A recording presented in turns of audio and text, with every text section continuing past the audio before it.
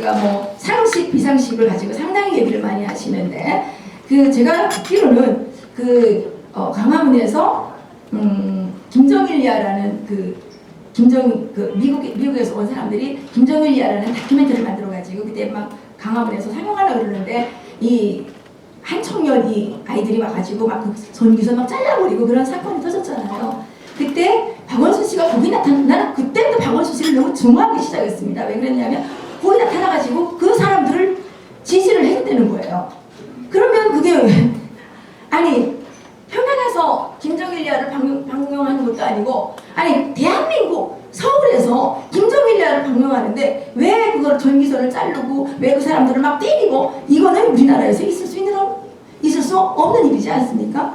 예. 그런데 이게 이런 문제가 있어서 저는 저분은 김정일에 대해서 상당히 찬양하는 사람이구나. 김정일을 우리가 이렇게 나쁜 거를 나쁘다고 말하는 거를 상당히 불편해하는 사람이구나. 저는 그렇게 생각해서 나쁘다고 생각을 했고요. 또 민주당 왜 나쁘다고 생각을 하냐면 뭐 다 나쁜 거는 잘 모르겠습니다. 저는 그냥 북한에 대해서 북한에 살다 온 사람으로서 너무나도 지금도 마음 아픔을 느끼고 있고 이렇기 때문에 북한이 인권법을 통과시켜야 되는데 민주당에서는 북한 인권법을 통과시키자 그러면 전면 퇴장하거나 막 반대합니다. 왜 반대합니까? 우리나라의 민주주의 투사들이 가장 많이 모여있는 집단 민주당 아닙니까? 그래서 이름도 민주당인데 자기의 민주주의만 중요하고 북한 주민들의 민주주의는 민주주의도 아니고 이건 뭐 너네는 뭐 탄압을 받겠으면 받고 말겠으면 말고 모르겠다 이렇게 생각하는 거는 너무너무 잘못된 거 아닌가. 또 한 가지 제가 물어봤어요. 이렇게 알아봤어요. 이렇게 왜 반대하느냐 그랬더니 그분들이 반대하는 이유가 상당히 너무 웃깁니다.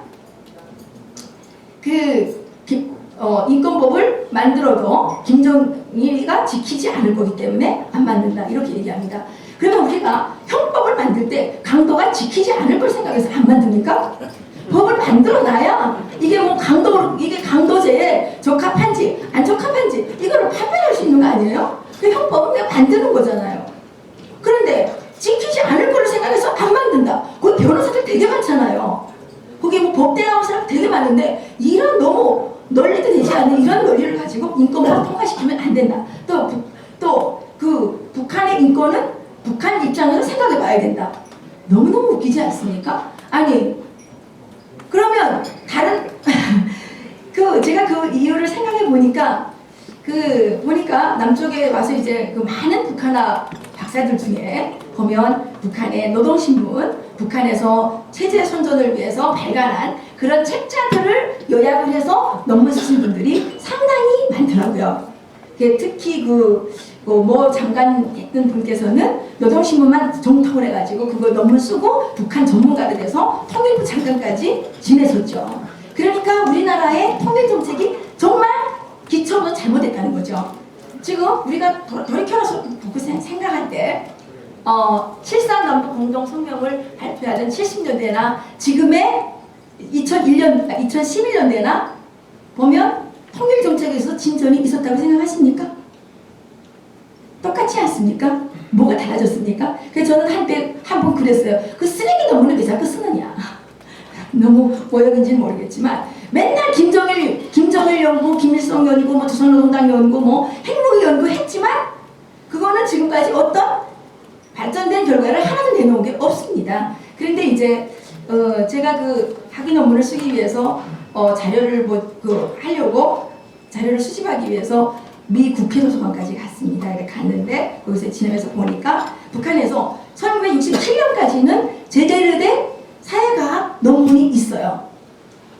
그때는 통계도 있고 숫자도 있고 제대로 된 분석들이 있습니다. 그런데 67년 이후부터는 무슨 경제 논문이라는 게 선동문 같아요. 뭐 김일성이 이렇게 교시했으니까 이거를 집행하기 위해서는 뭐 어때야 되고 뭐 어때야 되고 뭐 선동식의 그런 논문들이 다 주류입니다. 그래서 제가 거기서 이제 이민 가방에다가 자료를 다 카피해가지고 세 가방이나 해갖고 왔지만 쓸 수가 없었어요. 67년부터는 자료를 활용할 수 있는 게 없더라고요.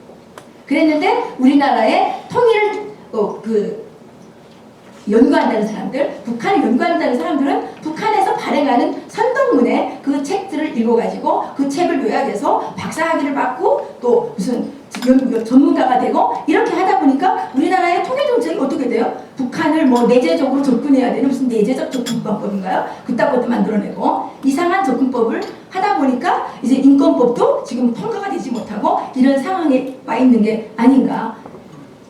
저는 개인적으로 북한의 인권법이 발효가 된다는 것은 북한 주민들에게 상당한 용기를 주고 상당한 희망을 주고 상당한 안정적 장치를 마련해 주는 거라고 생각을 하거든요. 이제 나중에 말씀드리겠지만 북한 주민들은 지금 다 장사를 해서 먹고 살아갑니다. 북한에 배급 누구도 받는 사람 없습니다.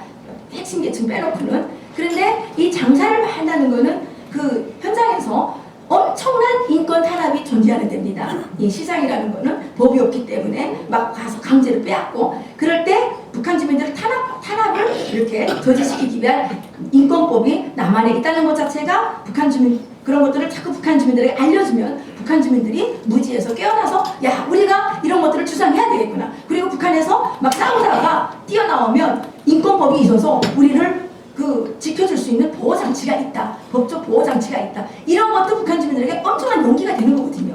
근데 지금 북한 주민들이 왜 탈북 못합니까? 중국에서 잡히면 중국으로 건너가면 중국에서 잡혀가지고 다 북한으로 북송되면 정말 능지처참, 멸문지하 이런 걸 당하기 때문에 못하는 거 아닙니까? 북한에서 이거 하고 싶어도 왜 못합니까? 그런 것 때문에 못하는 거죠. 할 수 있는 방법, 하는 방법을 잘 모르기도 하지만 사실 뭐 우리나라에서 제일 먼저 북한에 지원해야 되는 거는 사실 쌀이 아니라 이거 잘하는 거 있잖아 이런 거 이렇게 뭐 잘하는 분들 그런 분들을 그쪽에다 좀 이렇게 지원을 보내가지고 이거 하는 방법을 좀 가르쳐 주는 게 제일 중요합니다.